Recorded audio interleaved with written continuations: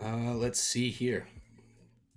So this is live on stream. If you're watching this later, we're going to be doing this every Tuesday on the Twitch channel and kind of getting feedback from people as we go here. Let's jump over to the World Anvil, I guess, is where we're going to start it. Papa Howell, in your game, you just spent 36 years in a pocket dimension with a high-level necromancer. What? 36 years? Is that some homebrew stuff that happened, or is that actually part of the Dungeon of the Mad Mage campaign? I haven't played that yet, so I have no idea, but 36 years in a pocket dimension with a necromancer, that that seems kind of awesome. So, this is World Anvil, if you guys haven't seen this yet. This is the website that I've kind of been using to collect my thoughts and notes and such on my own campaign settings and worlds. It's not sponsored or anything. You've probably seen it on some other, D&D YouTube channels and stuff like that. It's pretty cool. It's kind of a tool that has everything you need to create your own campaign setting. It prompts you to come up with the titles for everything, the factions, countries, history, characters, all that stuff. So it's really easy to use, and we can just kind of use it to take simple notes as we go, and we can edit things later. Real Perm, hey, welcome to the stream.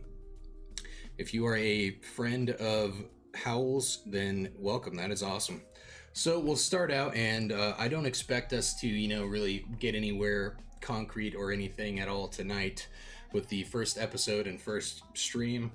I think it's going to be new and weird until we kind of get the hang of things, which is totally fine. So we can just put in filler names and stuff, and then get on to the prompts and check out the possibilities for the world there.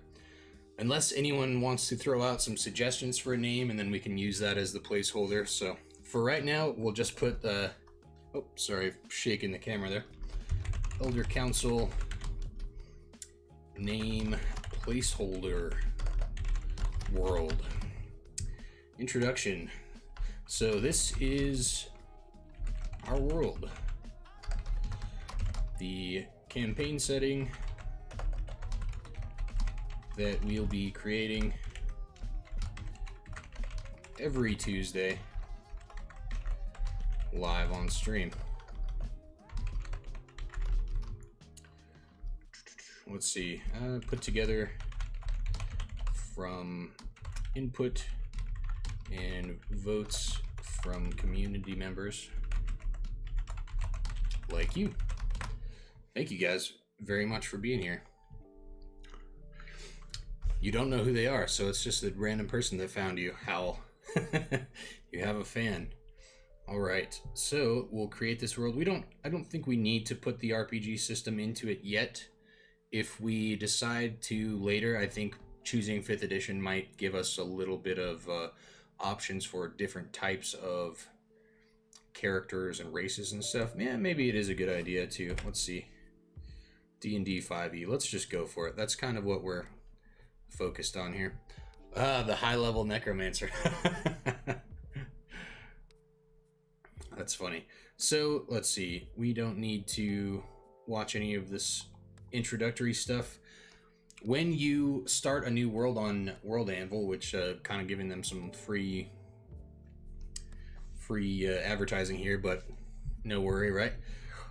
When you start a new world, it has all of these new possible articles you can make, and they will collect them all in kind of a campaign source book of your world. Like if you've bought any of the guides from Wizards of the Coast, like the, Dark Sun campaign setting. Pickle Deer, hey, welcome to the stream. Speaking of Dark Sun. If you have bought any of those, the new book that's going to be coming out in November, the Eberron campaign setting from Wizards of the Coast, it kind of collects them all into a book that you can look through and see the places, factions, characters, all of this stuff, conflicts, documents, famous documents, countries, magic items that are unique to your world, plot if you want to have a story or adventure in the world or the book, spells that may or may not be unique to the world. We'll come up with all this stuff as we go. So if you are familiar with kind of 5e releases, they usually have the adventure that goes along with the book that you're purchasing, and then player character options, and then the unique spells and magic items that pertain to the adventure within. So we'll kind of go through, and we can just start at the beginning or start with any of these if anyone gets an idea, so if someone just comes up with a cool idea for a magic item and maybe posts it or sends a link to something that they thought of, we can add that stuff in as we go, or we can just start with from the top to the bottom, the name of the place. Maybe we will generate some random maps and come up with the entire world and geography, and then we can zoom in on one of those countries and create the factions. But we'll kind of just go with the flow, see what kind of a workflow we like, and then kind of follow that week by week as we kind of get a better feel for it. Perm asks, do you create your world from the generation of the universe itself, or just the planet with its geography? Will you be using the D&D gods as offered in the books? Good questions. I really appreciate that. So, as far as the world generation and the universe, I think the easiest way to do this, and we can definitely expand upon this if we want in the future, I think the easiest way to do it is kind of create a world that's more like a plane, as in like the magic universe or some of the D&D universes where the planet itself is like, there's not much to worry about as far as outside space in the universe. Like, it's kind of its own plane that can maybe be accessed by other realms in the D&D like multiverse, you know what I mean? Like it's technically part of the material plane, but it's its own contained world. But maybe it could have its own solar system and universe if we wanted to get that deep into creating all of it. We certainly could. And who knows if this will be the first world that we make. If we get 90% done with this one and everyone hates it and wants to scrap it and start over because we've learned so much and got better at this process, we may do that. As far as the D&D gods, I think we could use them as a basis, but I think part of building the world that would be fun for me, and hopefully for you guys, would be building our own pantheon. We could take, the domains and elements that the D&D gods kind of rule over, and then make our own versions of that. I think that would be an easy but cool way to do it. The idea of the primordial god, the one who came first. So like the creator of the entire thing, we could definitely come up with the original creation story for the universe for sure. Pickle says, I may have asked you this before. Have you looked into Microscope? Basically a game where you world build collaboratively. Absolutely, I do. I have a copy of Microscope, just the PDF version or whatever. I think it may only come in PDF version. I don't know if there is a physical Microscope, but I do have it. I haven't had enough time to look through it and kind of homebrew it and tweak it into a version where we could do it, with the entire stream. I don't know how much work that would take, but it's kind of on the short list of things that I want to do for the stream, because I think some of the ideas in Microscope for collaborative world building are obviously applicable to what we're trying to do here. I think that's a great idea. So if any of you have ideas for the world name or the gods, we could start out right now with, let's see, myths and legends, obviously religion, that kind of all has to do with the pantheon of gods. Feargood says the primordial god could create the gods over the world, and one betrays the rest, which leaves the world in chaos. That's a very archetypical and great beginning for the story. So let's go to myths and legends. See, and it gives you little hints about what everything is. Myths and legends, the lore of your world. Think King Arthur, crocodiles in the sewers of New York, or Bigfoot. This could be anything from a myth like Bigfoot or legends of the world like King Arthur and the Knights of the Round Table and stuff like that. Maybe religion will be a better place to put the primordial god. Who knows? Let me see here and see if there's a good place to put that. Probably religion. Let's see. Branching with the concept of a planet that's its own plane of existence could be as simple as picking a god who opened that plane for their own. Any god from the books could do if you want to keep things simple. Right, and I think if we do that, we could probably just create that. You know what I mean? I don't think I want to pick a god from the books. We could pick one for inspiration, like if any of you guys have a god that you're a particular fan of, but I want this to be, totally created by us. So if there is one god, and we could write that down as the idea. So let's just start a new article. So the title of this article in the religion section of our campaign book, and think of this book as like, this is the user manual to our world. Everything about this world is in this book. So there's going to be a big section called religion. The first article, the creation myth, or creation story. The Bible to the world, exactly. And even more than that, it's going to be, the actual factual stuff that's happening in the world, as well as the religious and creative side of things. So it's like the all-encompassing Hitchhiker's Guide to our world. So just you can just write some freeform stuff here. We will just put some notes. Primordial, or overseeing all-powerful being. I don't know, I put a comma there. Possibly one that kind of opened the gateway or portal into this plane, our plane that we're creating.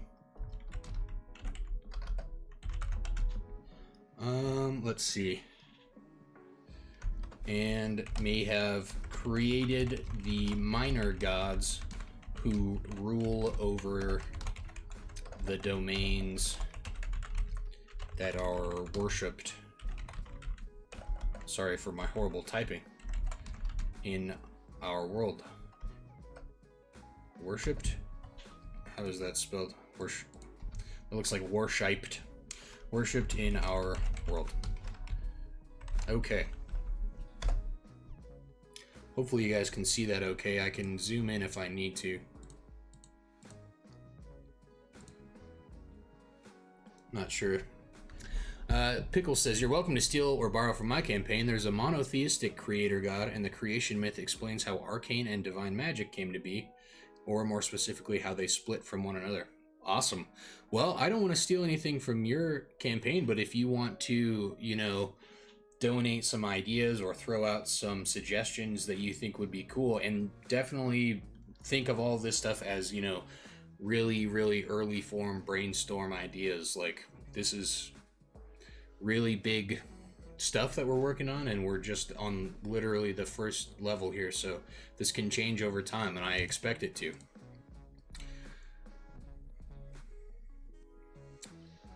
Mongo Jesus, I don't even know what that is, Papa Hal.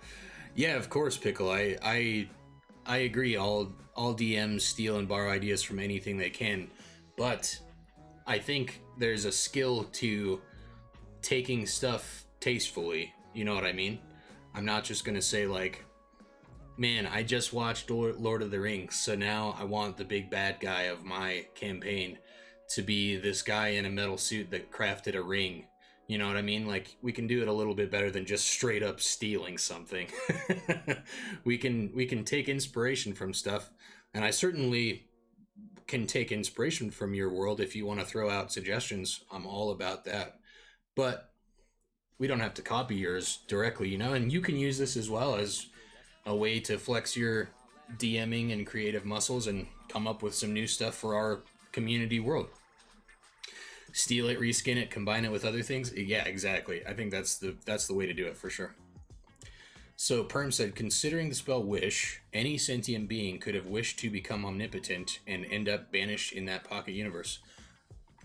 Certainly, that's definitely a way to do it. So let's put a note on that, like, may be a pocket universe containing lost dimensional travelers were created by a high-level spellcaster.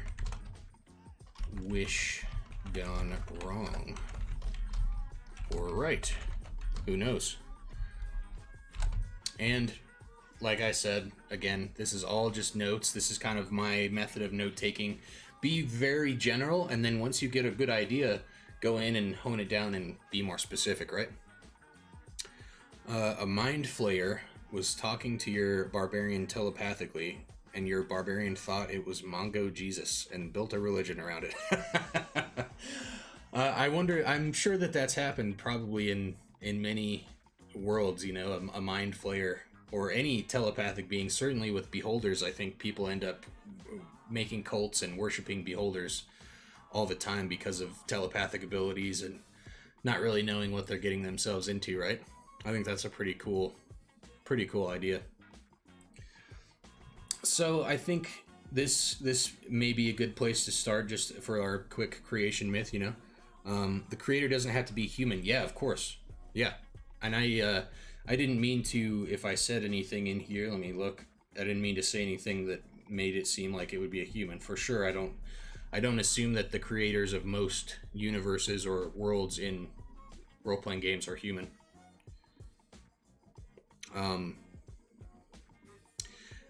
Saw Endgame yesterday, and now I'm really into the idea of a creator god who was actually the big bad evil guy from whatever universe existed before. That's a great idea. Yeah. May have been the BBEG from alternate universe, fled with their power and crafted their new world to rule. Could be very cool. Kind of Thanos farming on his new nice little planet free of people. Eventually that sprouts up into our world. Who knows? Something like that. Certainly possible. A dragon, like you said, Perm. A lich, beholder, giant, leviathan, dragon. Sure. Just like the what are they called in D&D? They're kind of like titans. They're a race of celestials that are kind of like titans. They're kind of like mini gods. They're almost at god status, but they're like children titans of gods that are very powerful. Very powerful. They, like, one of those could maybe have, you know, splintered off from Mount Celestia and kind of opened up their own little dimension to mess around and make a world in. Something like that. Destroyed the old world and remade it, or terraformed it or something. Yeah, that's a great idea. The idea of a recycled world, especially if it's not perfectly recycled. Okay.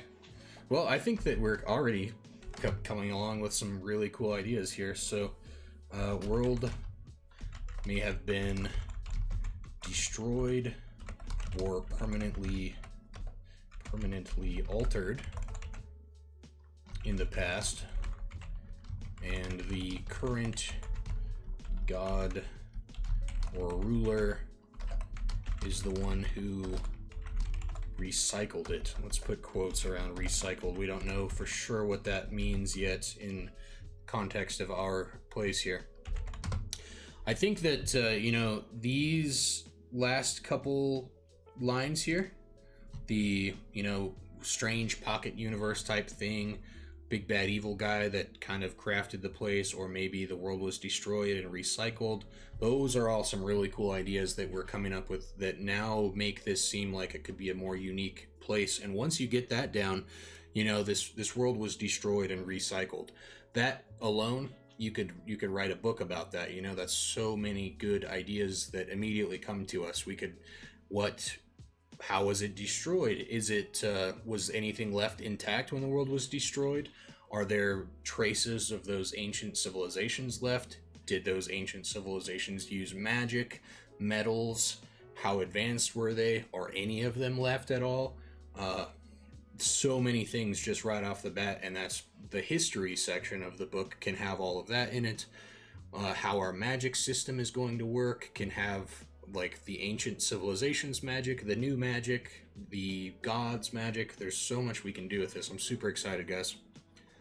Thanks for all the input so far.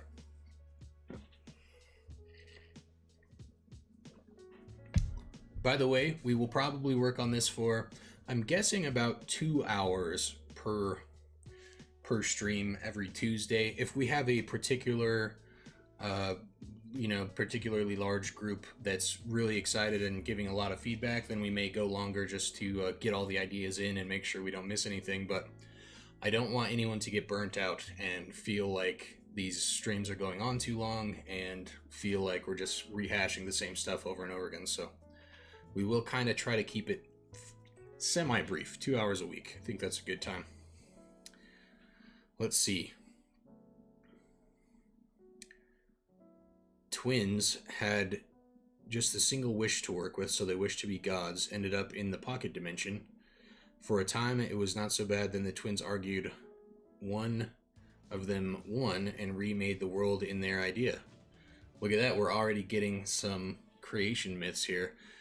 And we're getting Grandfather Hermit with the resub 7 months in a row.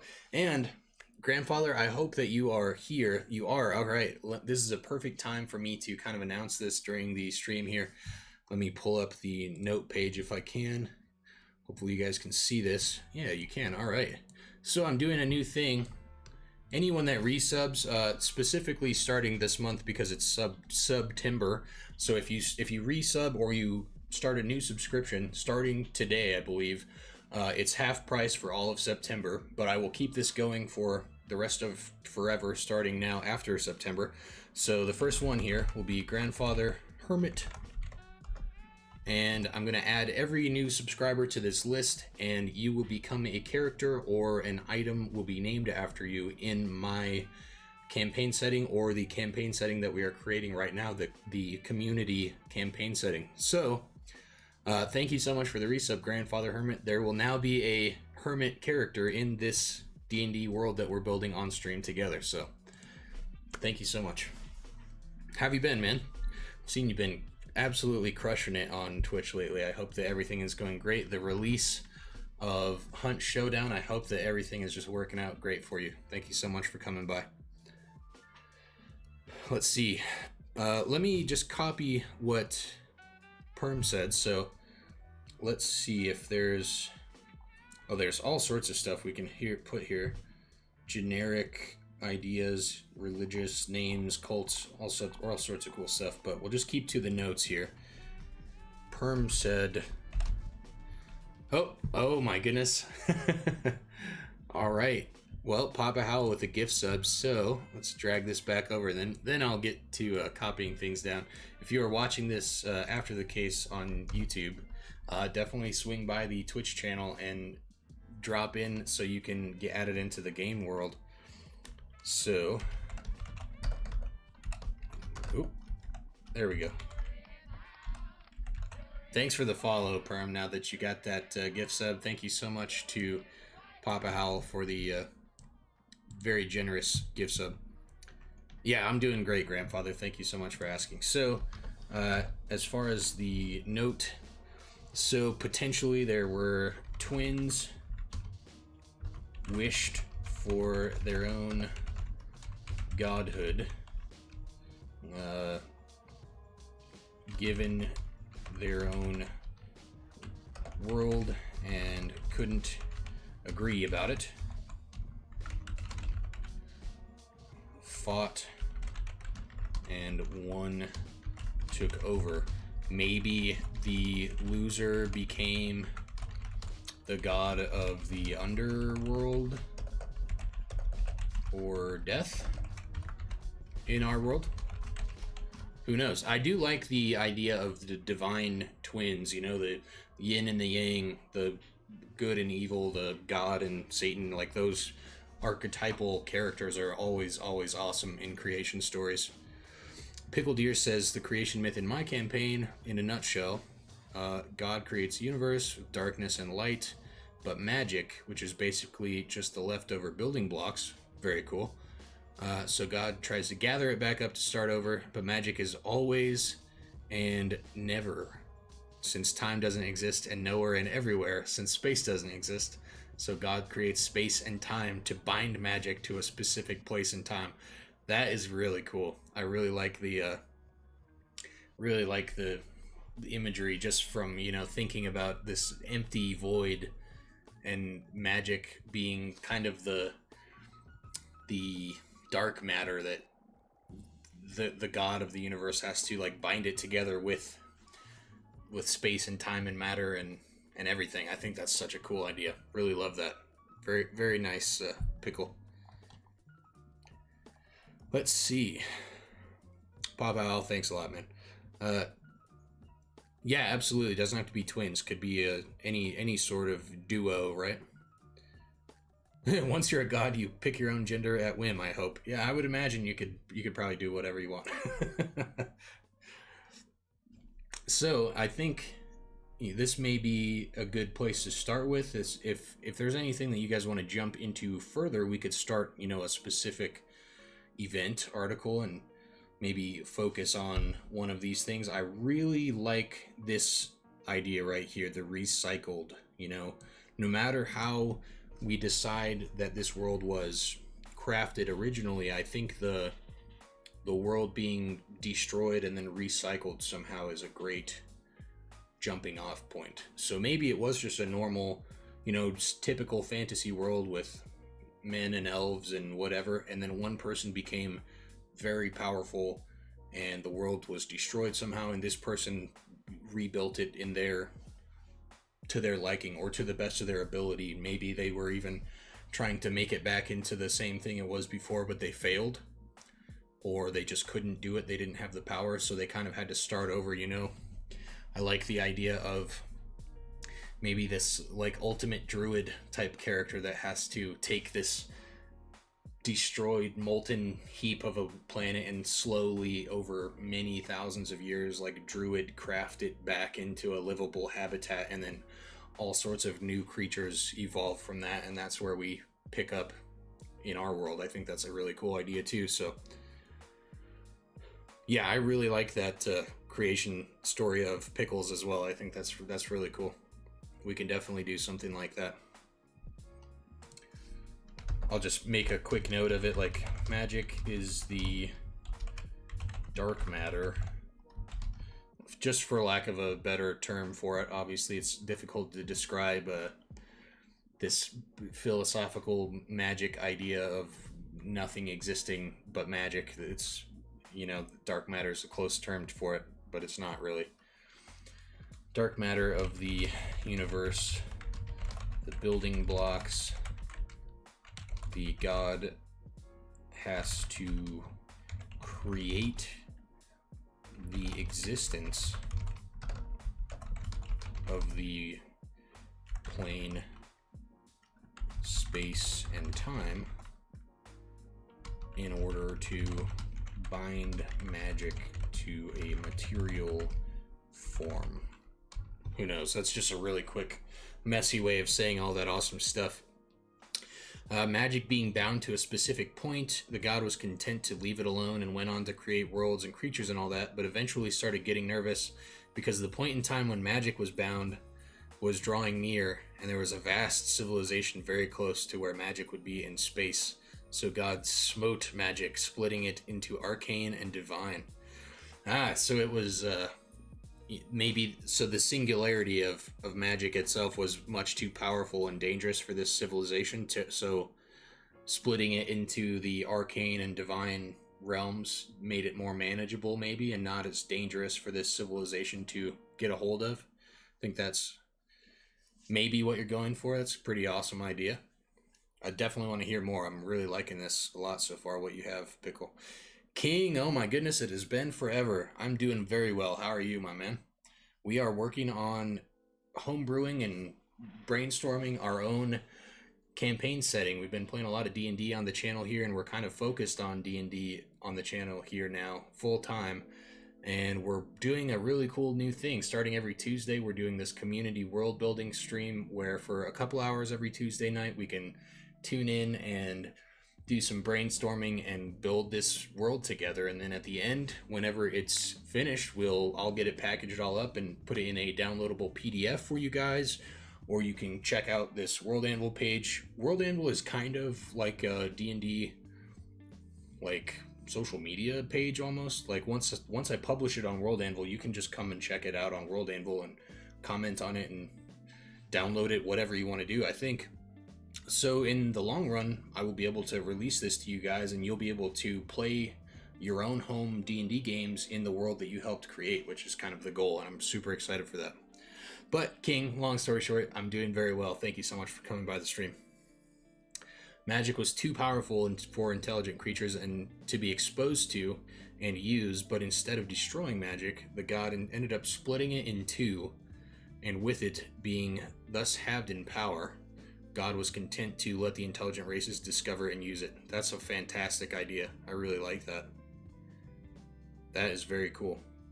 So, do you have any specific ideas or creation myth stuff for the difference between arcane magic being kind of naturally occurring and divine magic usually being present in people that, like, you know, worship the god? Is there a difference in your campaigns or world for that?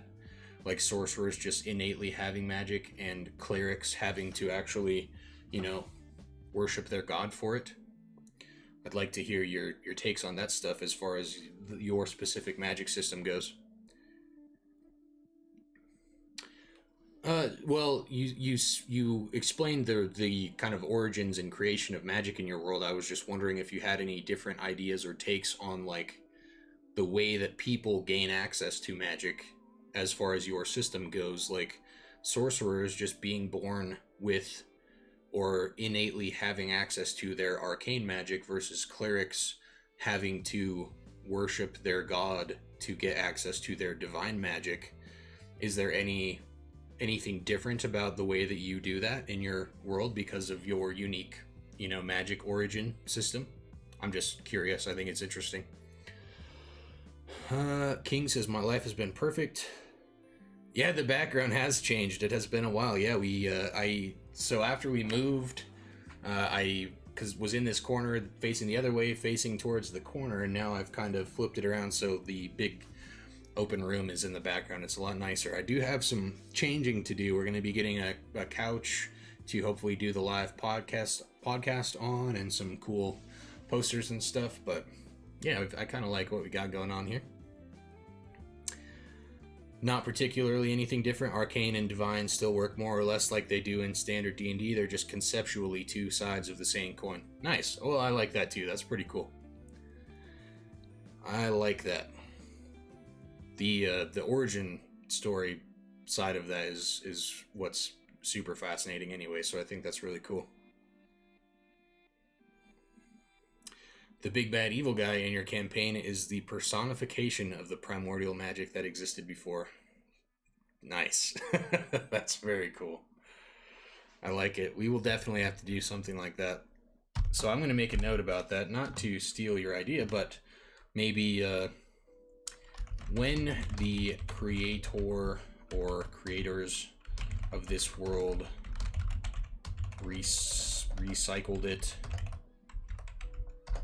I'll say recycled or discovered it. Oh my goodness, my typing. Maybe there was an ancient evil that remained even after the new world was formed. And that's maybe the big bad, you know? Adam, standing for antecedent of divine and arcane magic. That's very cool. That sounds like almost a like Fallout type of a name, like a very military grade name. I like that. The discovery came about by a wizard combining arcane and divine magic rituals together. I was just going to say, what happens if both happen at the same time? So now we know, I guess. Not good. That is awesome. So we have a little bit of our creation myth and story. Let's go to The name of Frankenstein's monster. Wow, I did not actually know that. I've seen a bunch of people, like, I saw a bunch of posts recently on Reddit about people arguing about the whole Frankenstein's monster thing, and it's always so annoying when you bring up Frankenstein and someone is like, "Oh my gosh, it's Frankenstein's monster." Like, that's cool that it actually has a name. I did not know that. Adam. It obviously makes sense, right? Like the first man. If you're creating a man, that's probably a good name for it. So let's go back to our world here.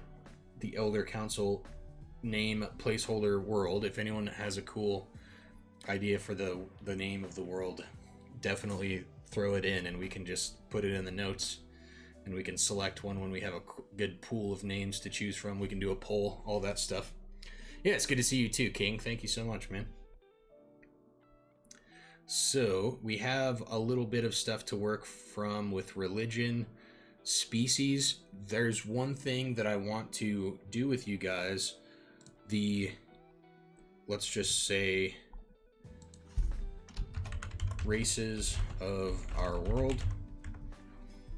So we are going to use this for 5th edition, obviously. If we create this campaign setting to possibly use in D&D games on the channel in the future, then we want to be able to play 5th edition D&D in this world.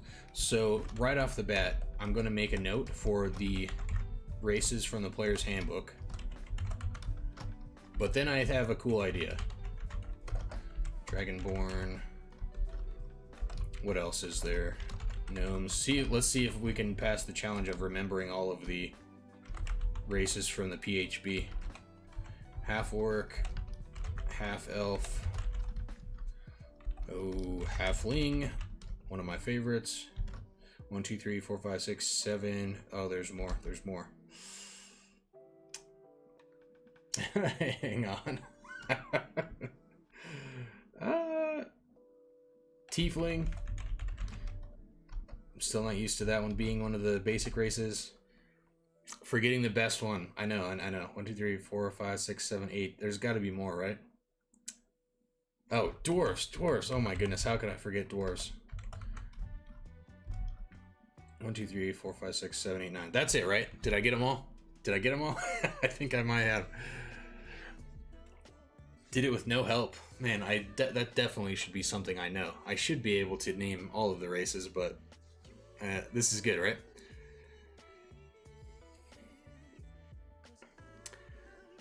Will there be a drow-like hollow world underground? If not, the dark elves will have a whole other role to play in the world. Very true.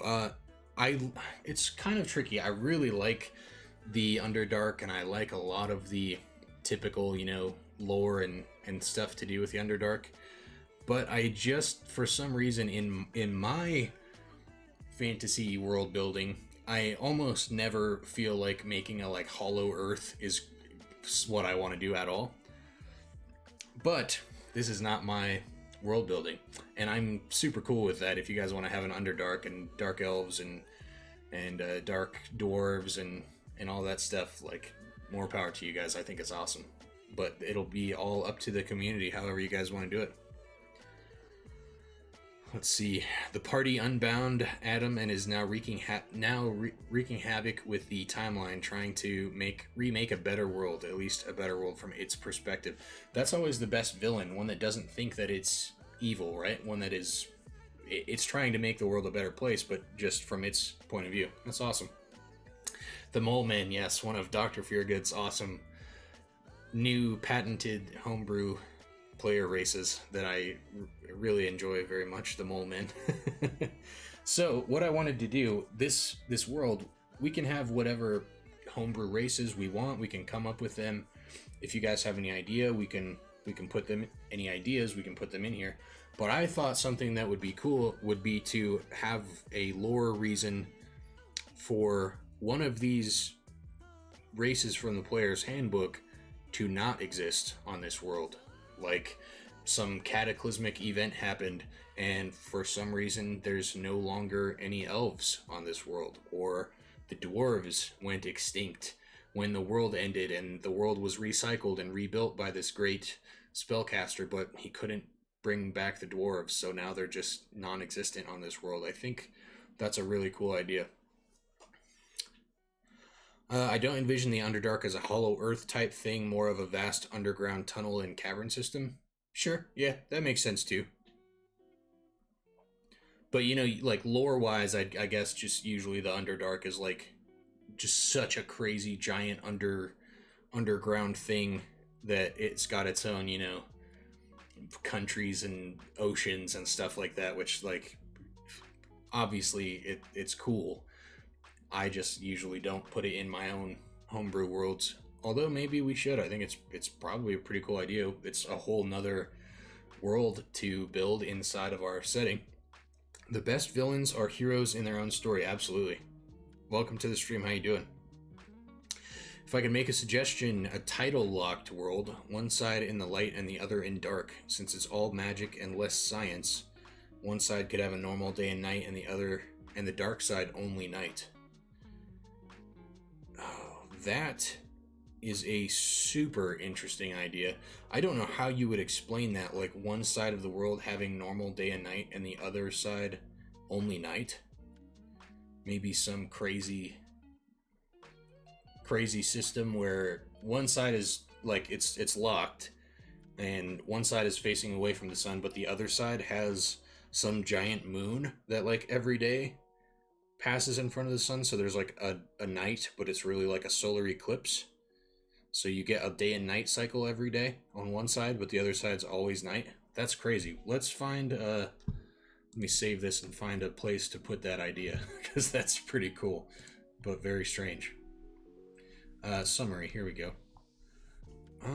Building, country, document, generic, article, myths, legends, session report. That's cool, there's session reports. So I guess this would just be natural laws. Yeah, that's actually perfect. So this one can be just the day, night,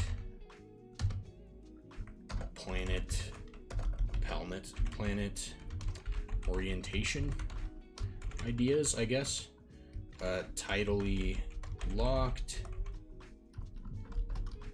perpetual darkness on one side, but normal day and night on the other, maybe due to some crazy storm cloud or an eclipse or moons, something, who knows. Just ideas, just writing down some notes. Let's see. Pickle says, before we get into the race, which races died out or what happened or whatever, we should probably figure out what actually happened to the world. I agree. Like what made it post-apocalyptic. Doesn't have to be post-apocalyptic, but it could be. That would inform which races might survive and so forth. Sure. I definitely don't think it should be post-apocalyptic as in a Dark Sun setting, like, unless that's what you guys wanted to go for. Like, I don't want to influence the whole community aspect of this with my ideas, other than just being one part of the entire cog, right? I love Dark Sun and I love post-apocalyptic stuff, so a lot of the work that I do would be that, but I don't want to just make this like Dark Sun 2, you know. Storm cloud that never let the light in. I like that idea. Permanent ash or haze. That could be cool. Yeah, I'm glad for you guys all to catch the stream as well. Thank you so much for being here. It's a lot of fun so far. I really like this community world building idea. I really hope that it continues to work. It seems to be going really great so far. We got some really cool ideas. Can't wait to expand upon all of them. Dark Sun with human dwarf mules or moles. Yeah. What are they called in Dark Sun? Is that what they are? The things that I like about Dark Sun, like the lack of resources and water and stuff like that, and the psionics, I think is really cool. But I wouldn't want to just, totally rip it off. Something filtering out light, so that could be one thing. Maybe one side of the planet is not, it's not just randomly like dark, but maybe Nope, I didn't say. So you might be getting confused with the.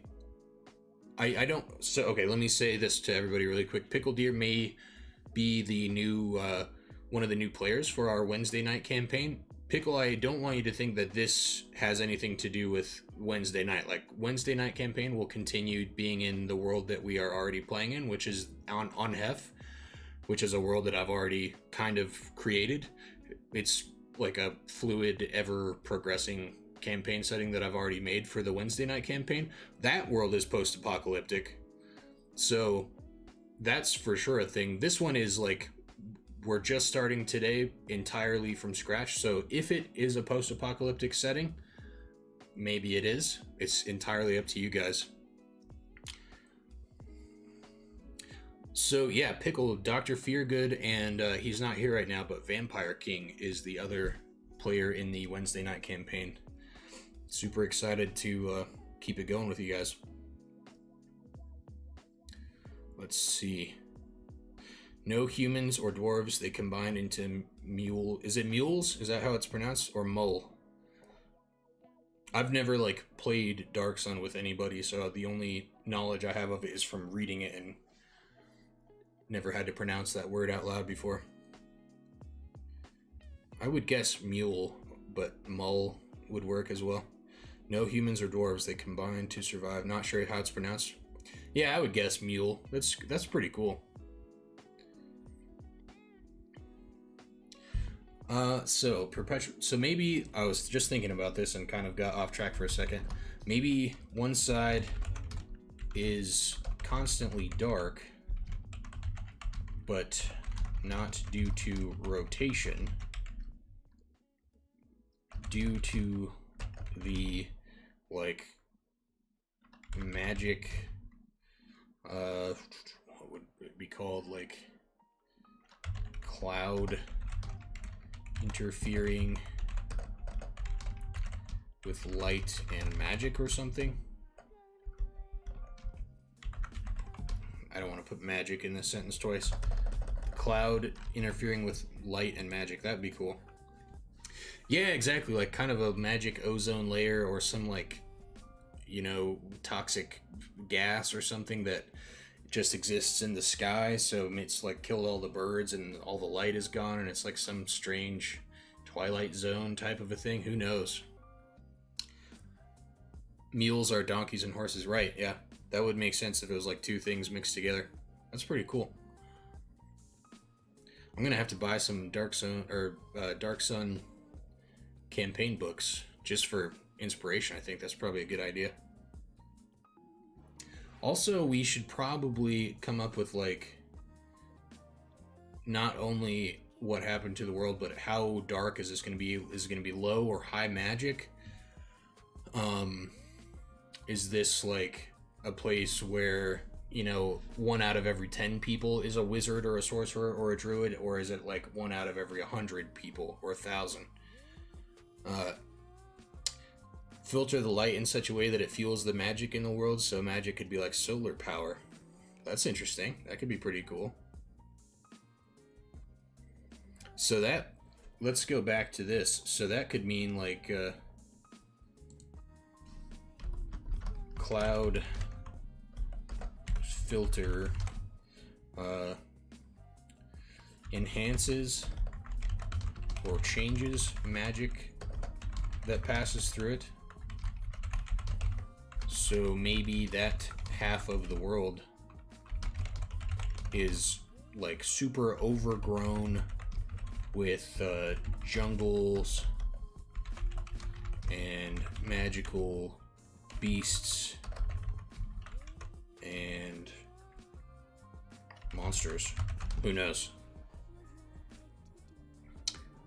The dark side could be magically dead. It could be magically dead, or it could be like magically overgrown, right? Yeah, like Annihilation. That's kind of exactly what I was thinking. Like inside that strange like alien bubble thing was like just teeming with life, but it's like crazy, chaotic, magical, evil life. Like that's a pretty cool idea. That's kind of what that last thing that I typed was going for.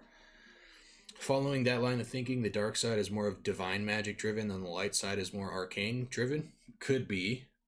I would think that. It might be that way. It might be the other way around. I don't know. Like maybe the normal side is all divine, and the people are worshiping the god and stuff, and the other side is arcane, just like more like wild magic, right? Like sorcerers, wild magic. It's just sprouting up and naturally occurring through this filter and kind of splitting off and doing chaotic things. Who knows?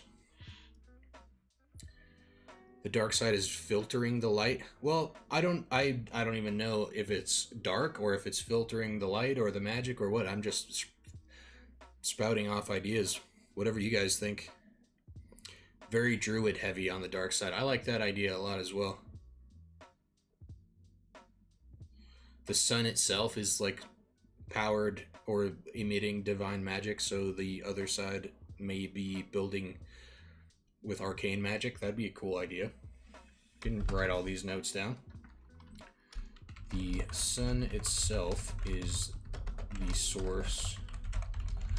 I actually really like this because a lot of like pre-modern societies and religions were based on worshiping just the sun itself, and all of their mythologies and creation myth characters became, personifications of the sun. So the sun itself is the source of divine magic, and societies worship it and gain access to its power.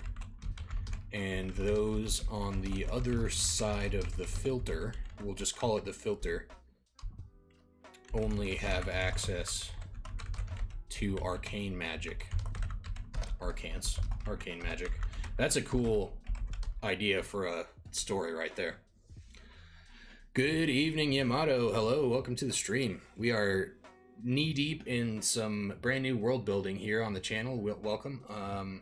Every Tuesday from now on is going to be community world building night. We're working on building our own campaign settings / universe, gods, world, countries, factions, everything for our own world to play D&D in, or to at least release so you guys can play D&D in the world that you help create. So this is kind of session 1. We're just brainstorming, getting some cool ideas.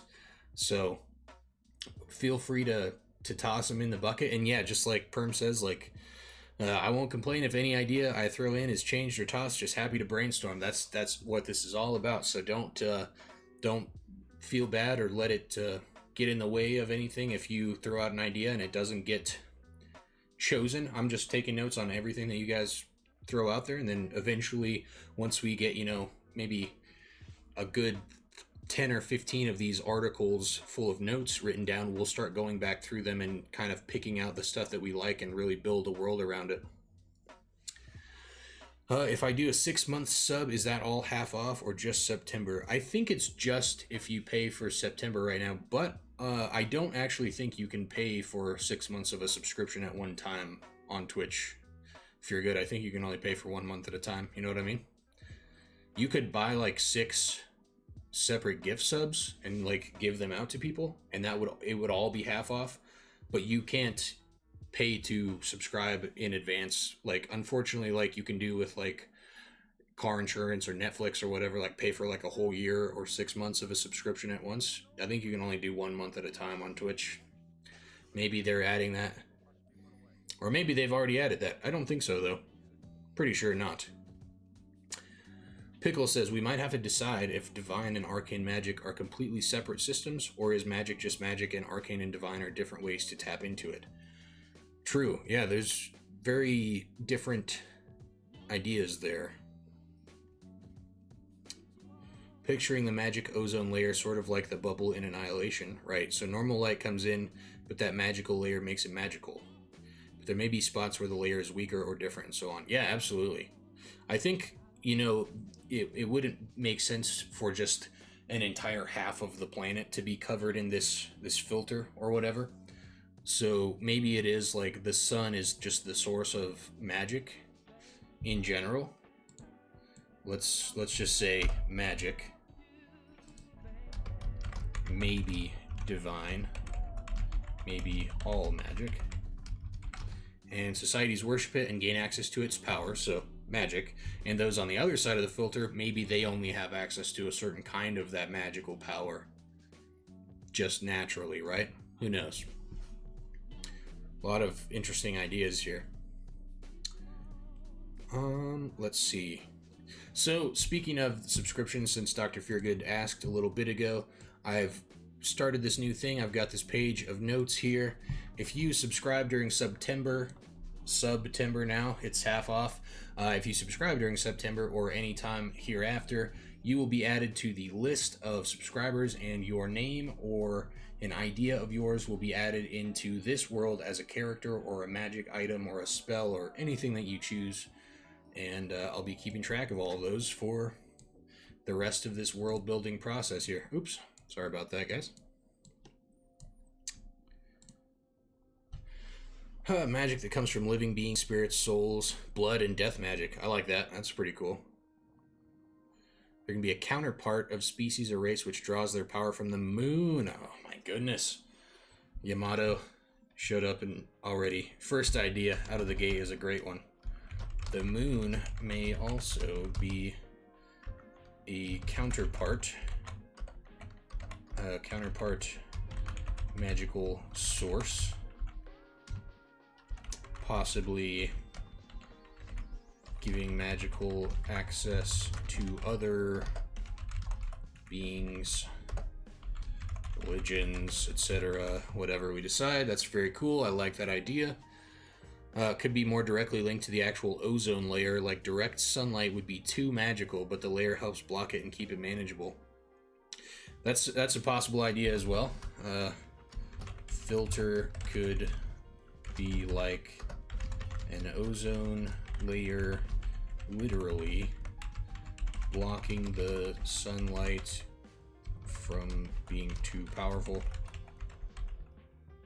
So parts of the planet that are exposed may be dead or overheated, wastelands, etc., etc. All good stuff. Got a lot to work with here. Very cool, you guys. Very cool. I like it a lot. So just in this note section on the, day and night cycles, planet orientation, the physical rules and laws of the natural world here, we've got a lot of cool ideas. So we definitely, I think, are going to fly through a lot of these article ideas and be able to trim off some stuff and come up with some really cool stuff. Areas where the filter is thin would be overgrown Feywild style. Would they be overgrown, or would the areas where the filter is thin, that like the sunlight would be too powerful and they would be like dead wastelands, right? Like a desert? That's probably the word I should have used originally. Deserts or dead overheated wastelands. And then the parts where the filter is, more powerful, the sunlight wouldn't be too or I guess, yeah, maybe the parts of the planet with no filter. Parts of the planet with no filter. No filter. Maybe deserts or dead. Parts with less filter. More jungle. Feywild. That makes sense. I see what you're getting at, yeah. Yeah, if it was only a little thin, it could be overgrown or chaotic and stuff. Yeah, I think we're on the same page. Dr. Feargood subscribed with Tier 1 for the 2 months. Thank you so much. Let me pull this list back over here for a second. Dr. Feargood, one of the amazing players in our live campaign every week. Dr. Firegood. Dr. Feargood. Thank you so much, my man. Really appreciate the subscription. Let's see. Gusto says, glad I could make a world building stream. What are we getting into? Gusto, welcome. So you came at a great time. We are just getting started here. We're just a couple of brainstorming sessions into things here. So if you've never seen it before, we're using World Anvil, which is this tool for kind of collecting all of your notes and ideas for your world into separate kind of containment areas. Let me go back to the summary. Oh, I better save this before I go anywhere. That was a close one. Go back to the summary here. So World Anvil has all of these different sections that give you prompts and ideas for what you can add to your world, like buildings, characters, conflicts, items, countries, factions, myths and legends, religions. So we kind of brainstormed some ideas for maybe the creation myth of the planet, got some quick ideas, moved into the natural, like how is the planet oriented, is there a sun and a moon and all that stuff, and we're just brainstorming, getting ideas. Nothing is concrete yet, and then once we get all of this stuff filled out, eventually we will go back through and see our notes, and we'll go back to religion, let's say, and we'll say like, here is our, let me see if I can find our current notes. Continue working. Here we go. Let me see if I can find. It's hard to navigate sometimes. I'm not sure exactly where everything is at. 1 second, guys. I'm so bad at this. Oh, here we go. Okay, here we go. So you can go back through and you can see this is what it looks like when it's actually done and published, is like a real source book with articles, table of contents, all that stuff. But when we get done, we can go back through and see everything that we've done and edit and add new notes and continuously refine until we get the world that we are happy with. It is a ton of categories, absolutely. Yeah. The arcane sun could be artificial. Someone had the bright idea of duplicating the sun to make divine magic even more powerful, but accidentally created a whole new brand of magic. That's a good idea. Okay, let me go to this and we'll start a new article just called The Dual Suns, I think, because I really like this. I want to deep dive into this if possible later on. So originally there was a sun, and it was the source of all divine magic in the world. Eventually, someone created an artificial sun to empower the divine magic, accidentally creating arcane magic. I keep saying arcane magic. That is a really cool idea. I think that alone right there is worth expanding upon and thinking about for a world origin story. That's really cool. I'm glad you guys are getting into this. It's a lot of fun for me as someone who's interested in writing and whatnot. Oh my goodness, Gusto, almost forgot it was September. Thank you so much for the tier 1 sub, 2 months now. And you came and did that at a perfect time. Not only is it September, but we've added an awesome new perk of subscribing. You get added to the notes here, and you will now be added in some shape or form, whether it's your name or as a magic item inspired by you, into this very world that we're creating today. So any subscriber from now till the end of the world building exploration here that we do, however many months or weeks or whatever it takes, any subscribers during that time will be added into this world as a character, NPC, whatever it will be. So if you have an idea for, like, I want to be a magic sword, or I want to be an old woman, like, let me know and I'll put that in the notes next to your name, and we'll add you into the world as that thing. So yeah, thanks for the sub, Gusto. I hope that you are interested in that. I thought it was a pretty cool idea. The mental imagery of having a natural sun and an artificial sun. Yeah, I like that as well. Actually, let me pull up a really cool piece of art that reminds me of. MTG. 1 second here.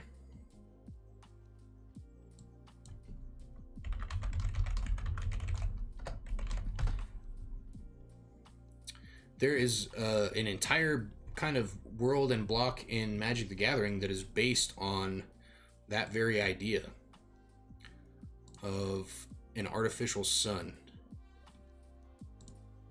Let me see. Caged Sun. Art. There we go.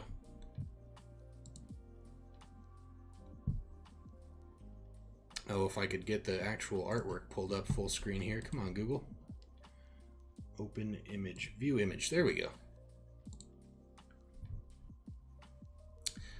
You will definitely consider your old woman form. Dying in the wasteland destroys the soul but keeps the body alive forever because the body is exposed to the full divine magic. That's a cool idea. Let me put that in there really quick, and then I'll show you this cool artwork.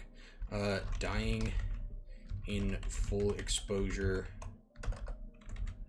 to the sun's powers keeps the soul alive forever because of the divine magic. That's just an idea. Let me see here. So this is a magic card called Caged Sun, and this is from the world Mirrodin in Magic the Gathering, and it's like a world, the entire world is artificial, and it was created by this planeswalker who was a machine built to be like kind of a planeswalking machine. And the world, the suns of this world like emit their own colors of magic and stuff like that, and he put a cage around one of them to like gather the power and kind of turn it into this artificial power source. That just reminded me of that, everything that you guys are talking about. It's pretty cool. Divine zombies, more potent. Yes, and the zombies, let's see, the zombies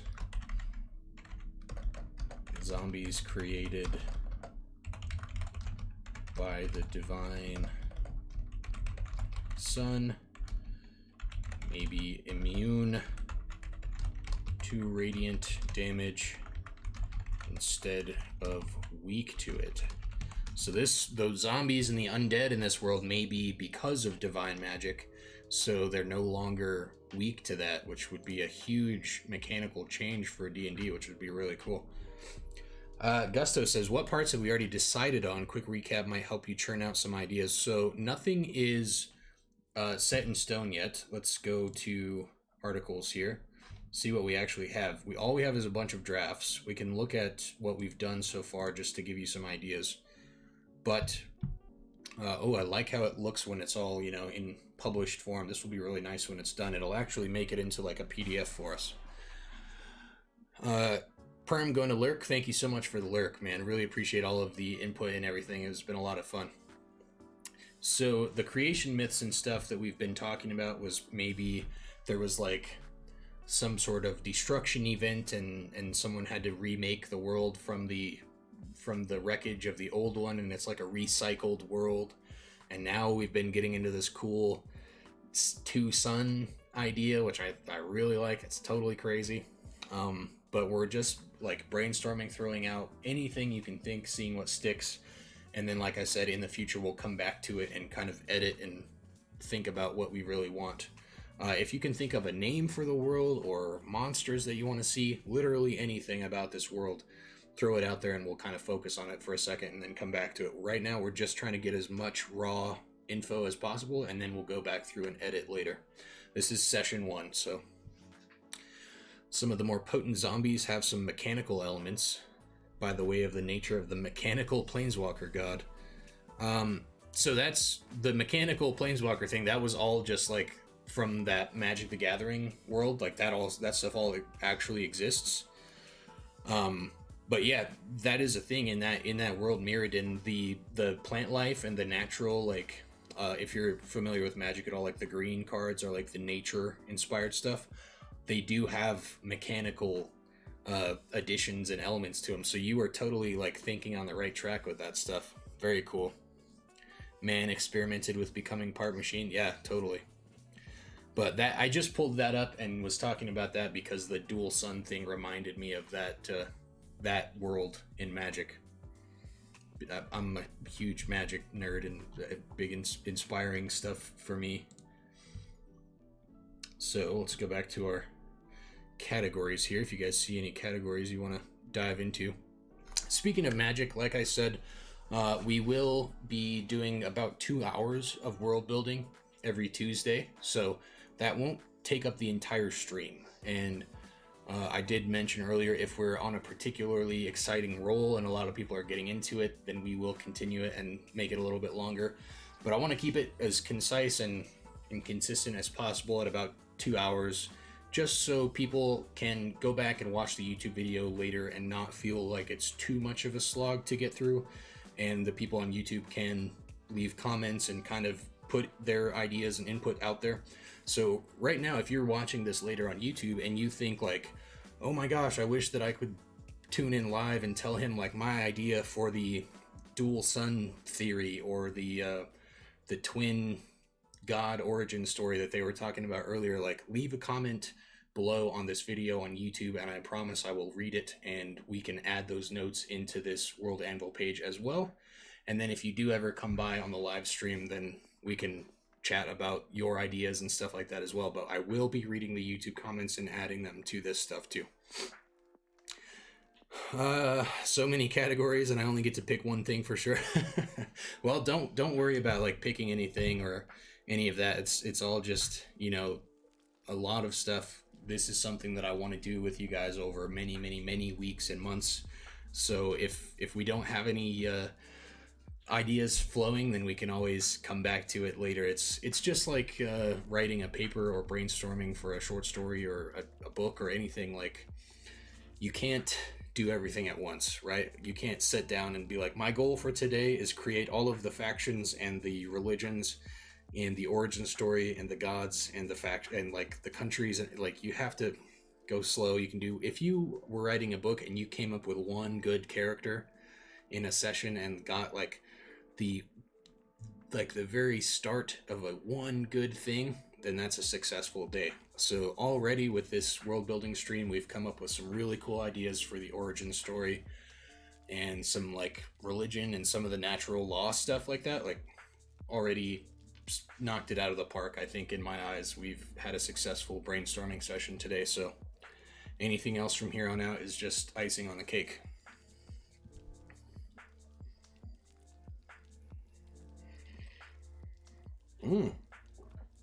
Gusto, I think that's a great idea. Let me go back to that article of the dual suns. If we can just add it into that same article, we can.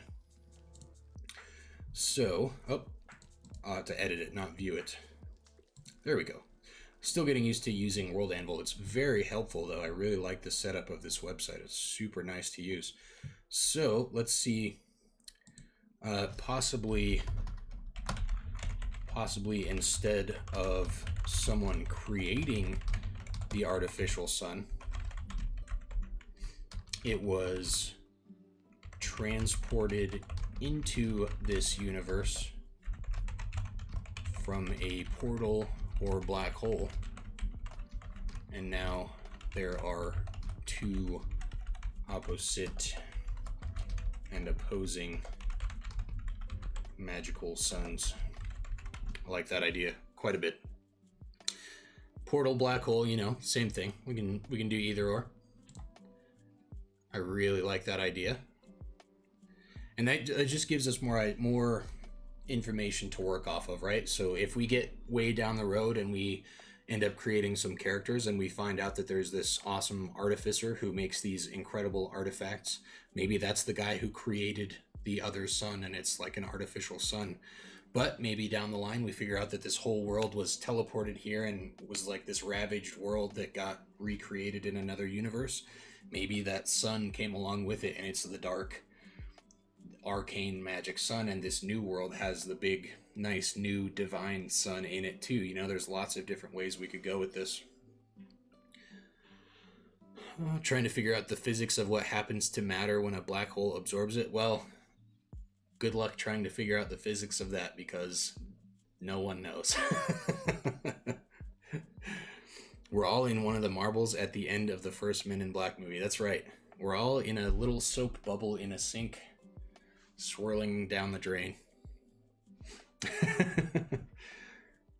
But the good thing is it's D&D, so the physics are whatever we say that they are. If there's heavier gravity because there's two suns pulling on the planet at all times. That could work. Or there might not be any rotation at all, and it's just this static dual sun universe where it's bright all the time. Who knows? It could be however we want to put it, you know?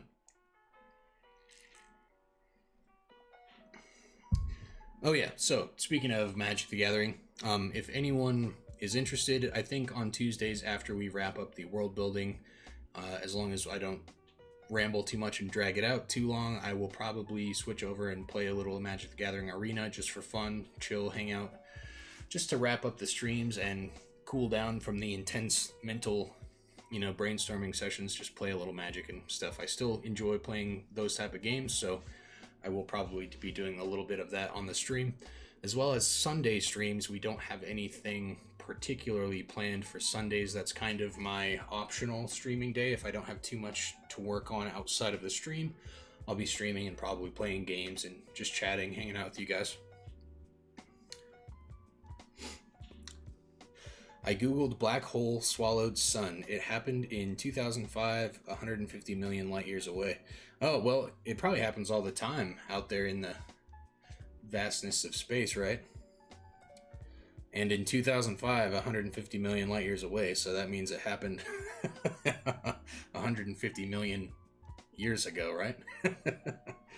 As far as we can see. That's awesome. Yeah, space is great. That kind of stuff probably happens all the time, you know? It actually, I would say it just does happen all of the time.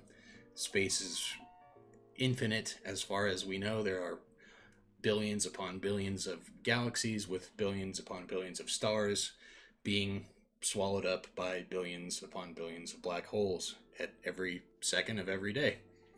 Pretty amazing. You thought it happened in 1994? I'm sure it did at that point too. It happens all the time. Washed away the rain. Oh, black hole sun. Hey, I got you, Pickle Deer. I like it. Yeah, that's great. Take all the black hole sun references you want and just bring them on in. Boo. That's all right. That's actually our new origin story. Is Soundgarden created this universe with black hole sun, and they created the arcane sun. Love it.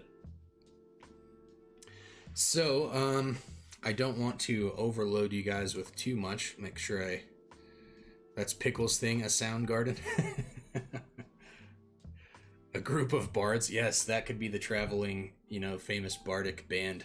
Soundgarden. I will never say that again. I apologize. But I don't want to overload you guys too much with all of this stuff. So unless anyone has any more super pressing and awesome ideas that are jumping out at them, or ideas for the name, we still need to name this world. And again, we will collect, a group of 10, 20, 30 awesome names, and then we'll go back over time and put them in straw polls, and we'll vote on all of this stuff. So eventually we'll come up with a name that everyone is more or less happy with. I know people will be upset if they throw out a name suggestion and it doesn't get picked, but you have a weapon idea, Gusto. Okay, I can throw a weapon idea in the notes real quick. Weapons. Let's just say magic items. Or, yeah, magic items. It is a magic weapon, right? Maybe. The idea for a magic weapon? Cool. Yeah, what's the idea?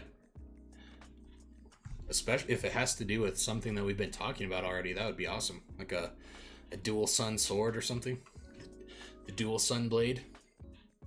I mean, I'm just gonna write that down because that's freaking cool. Dual sun blade. I don't know what it would be. Maybe draws power from both the arcane.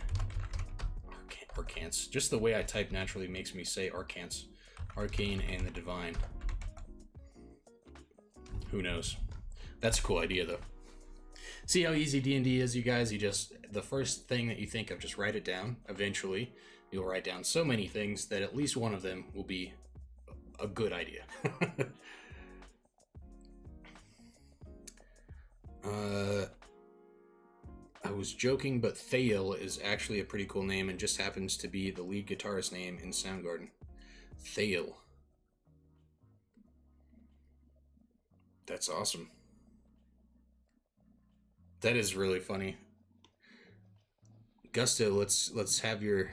Okay, here's your magic weapon idea, and then I'll put Thale in the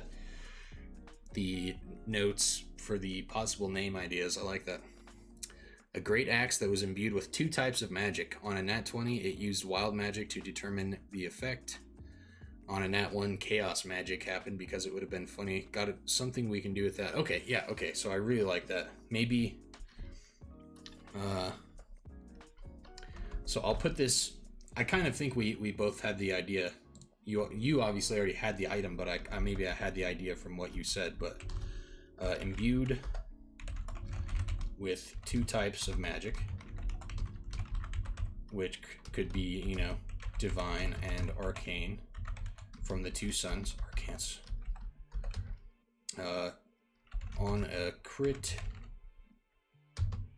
maybe a divine blast. On a crit fail, wild magic surge. Expand upon this idea later. So I'll just leave the note in there that we can, you know, be thinking about, like, what could we do with this magic item to signify flavor-wise that it's imbued with both of these types of magics from the dual sun. I think that's a great idea, Gusto. I think that's really good. Cool. So let's go really quickly. Where is the name of this dang place? How do we pick the name for this world of ours? I don't know where we can change that. Create new configuration, maybe name. Here we go. Oh, I know what we can do. Go to general articles. See, this is the awesome thing about this website. General article, and we'll just title this general article Ideas for Names. Thale, that is very cool. That could also be a good name for a country or a faction or something like that. So, names for the world, factions, people, etc. And we will just put them all in here, and we can pick through them at our choosing. We'll hopefully be able to use everybody's at some point. Instead of a day-night cycle, since there's 2 suns, maybe it could be day or darker day cycle, and then daytime would be more divinely charged, while nighttime would be more arcane. That's a good idea. The dual sunblade could have different effects due to the time of day. Absolutely. Does the name have to be 1 word? No, absolutely not. Some of the coolest fantasy names for worlds and cities ever, you know, obviously something that comes to mind quickly with Tolkien, all of his the old cities, Minas Tirith and Cirith Ungol and stuff like that. You know, they have like titles like Minas in Lord of the Rings is the old word for tower. So Minas Tirith was like the tower of, what was it, the Tower of the Sun or something like that. So the Ruthless Realm, that's cool.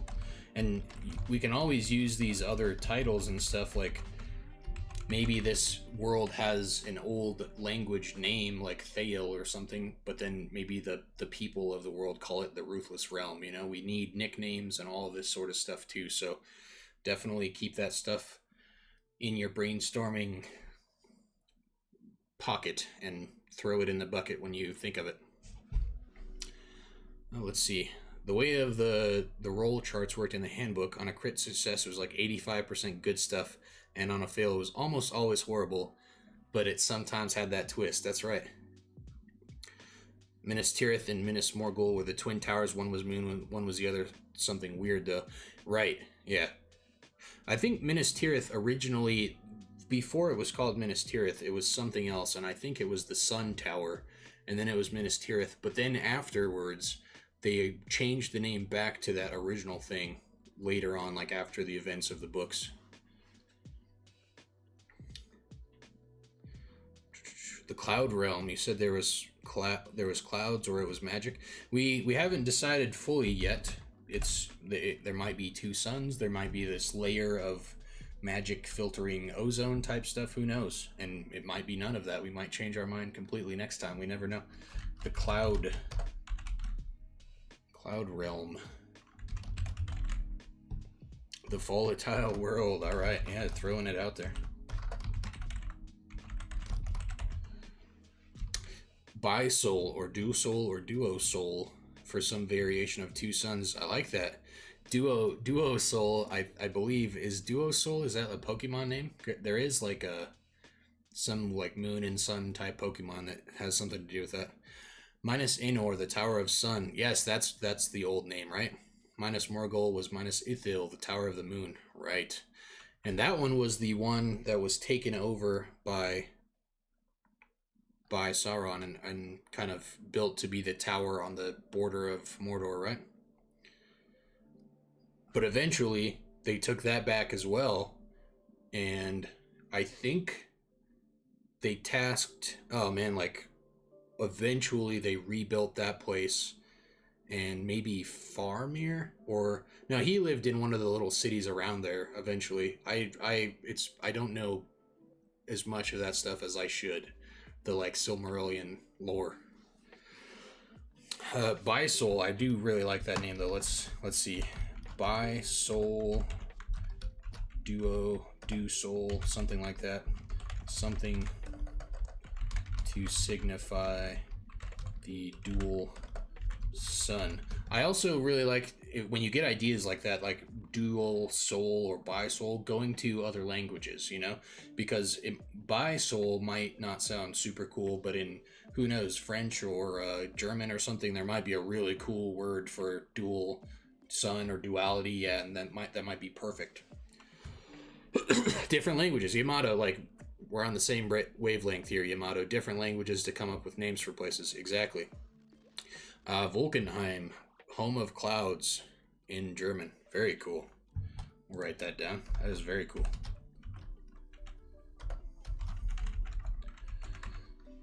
Volkenheim. Faramir took over Osgiliath. Maybe. I think he took over one of the little towns in that area, like in between Osgiliath and minus Morgul. I think one of the little farm towns. I think Aragorn sent Faramir to help that place rebuild. I could be wrong. It might have just been Osgiliath, but I think it was one of the littler towns like in that same kind of valley. But we're getting into super off-topic, nerdy Lord of the Rings stuff here.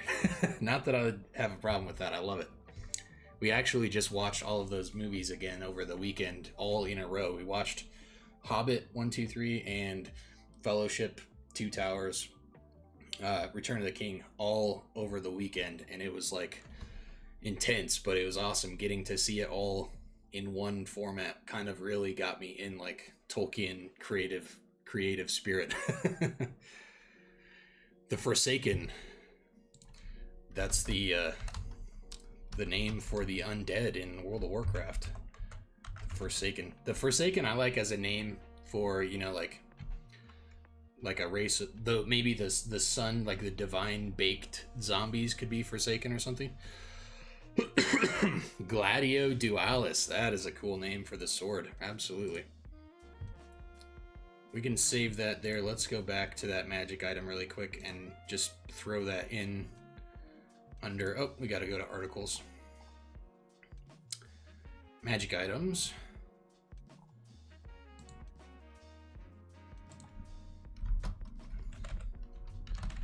Gladio Dualis. Possible name. That would just be dual sword, right? Yeah, for sure.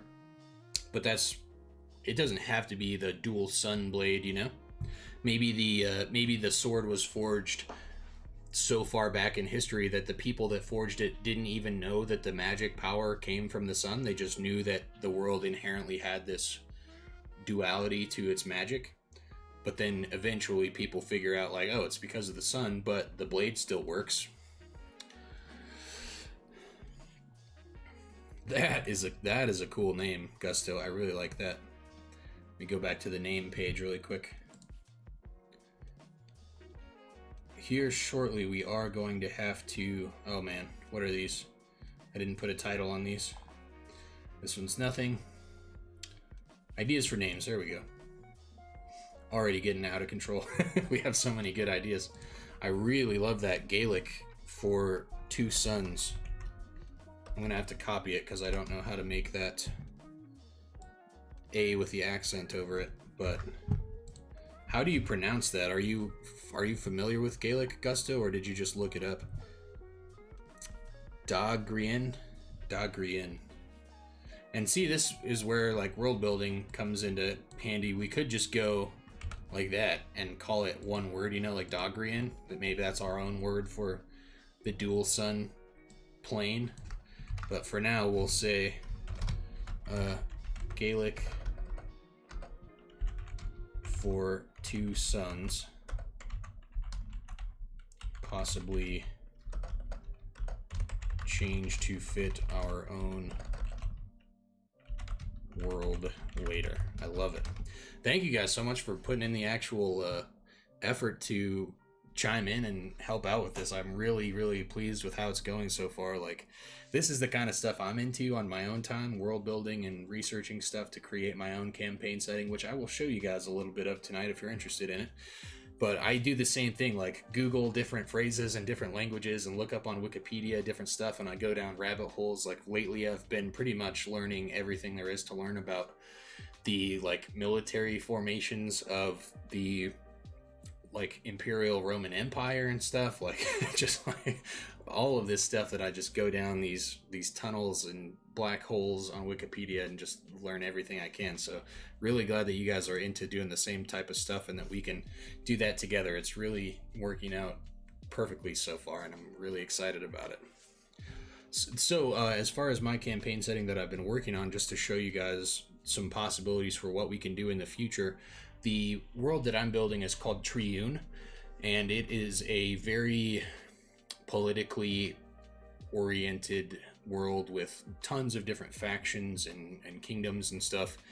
And it's going to be the setting for the novel that I'm going to begin writing for November, which is National Novel Writing Month. I'm going to be writing a fantasy book, and eventually I'm going to be packaging like the full campaign setting, you know, manual to D&D game plus the fantasy book together for download for you guys, so you can check it all out if you're interested. And I think having that fantasy book with the story and characters will give people cool insight into the world and a little bit of the background without just, you know, reading through the campaign novel or the campaign setting book.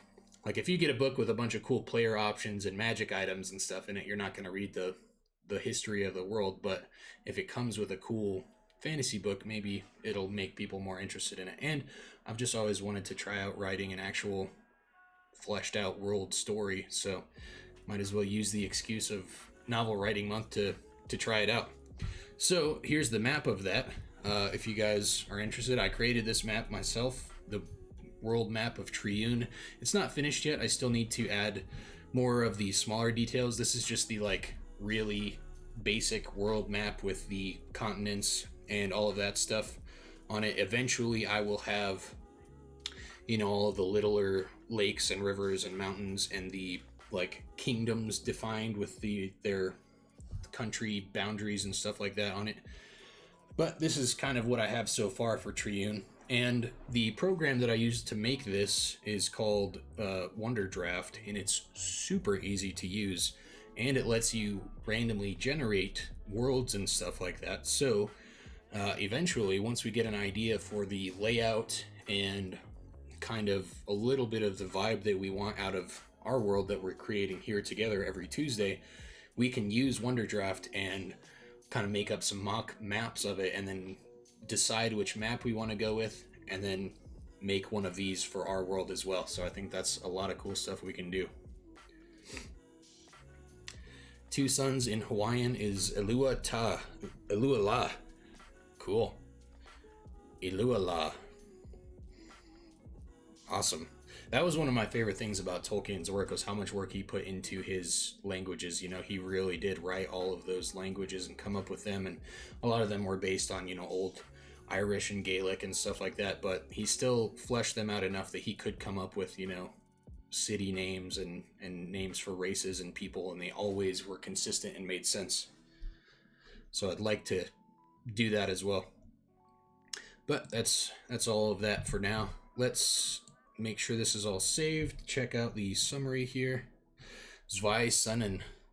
Don't know why Yamato didn't bring it up sooner. That's sweet sounding too. Very industrial. That is very industrial. That sounds like something that would be a Rammstein song or something. I think they definitely have some song titles that have Sonnen or something in the title, right? They do have a song. Okay, cool. Yeah, that makes sense. Ah, that's cool. Yeah, we could definitely go into some German stuff. I would like to have like a faction that is, you know, early Germanic inspired. Maybe some forest logging type people that have some really cool barbaric weaponry and stuff like that. I think would be awesome. You've seen them 3 times? That's way cool. I've never seen them, but I've heard really great things.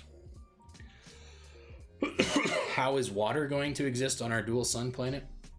That's a good question, and that is something that I will task you guys with for the next week, to come back with some ideas on how water works and come up with some ideas for which of the standard player's handbook races, like humans, elves, gnomes, dwarves, half elves, half orcs, tieflings, all of that.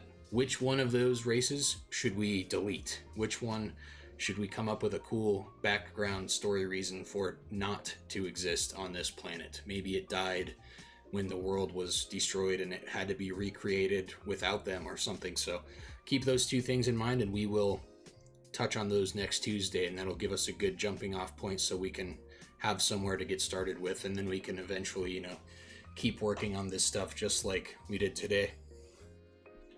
I think we're gonna save it there and call it a day on the world building for now, just because I want to be able to keep these at a nice trim 2 hours, just to make the uploading to YouTube a little easier. Maybe one of the races was super devotional and gave their lives to create the artificial sun. That's a good idea. That's a really good idea. Replacing it with a unique race that evolved from the climate of the planet.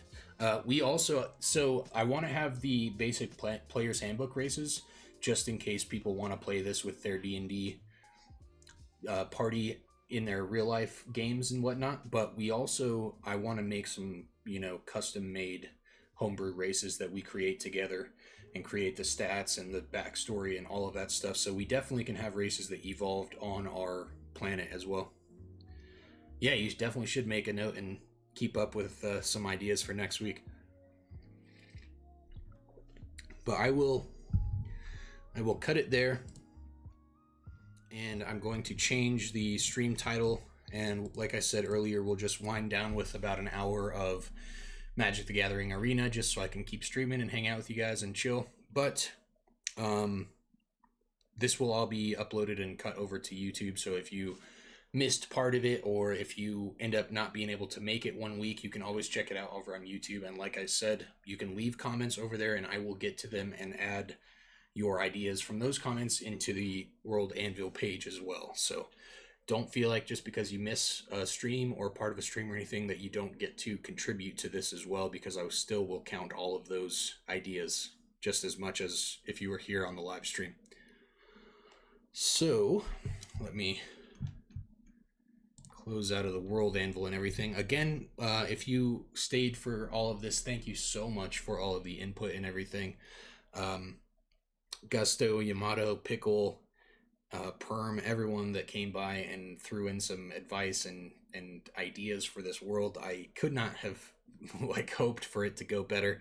I didn't know if people were going to be excited about this or even want to participate in it whatsoever. So it went better than I could have imagined, and I'm super excited for next week already. I'm going to be thinking about this throughout the next week, and I'll give you guys some of my ideas when we come back as well, just I didn't think at the end of this session we would already have a cool, planet with dual suns and all this crazy origin story. Man, it's really cool and it's working out really well. So thank you guys for being a part of it. Yeah, you gotta love it. I love coming up with this stuff as well. And I have, probably close to 10,000 words worth of pages of notes for my own campaign setting that I showed you guys the map of earlier. So it's cool to have something else in my mind now that I can put ideas towards, because Triune, the world that I'm creating, is very particular, and some of the more fancy magic stuff and crazy ideas won't fit into it. So if I come up with a cool idea, I can be like, oh, this is good for the stream world, not my own novel world. So it's awesome to just have another file to put things into in my crazy mind of creating stuff.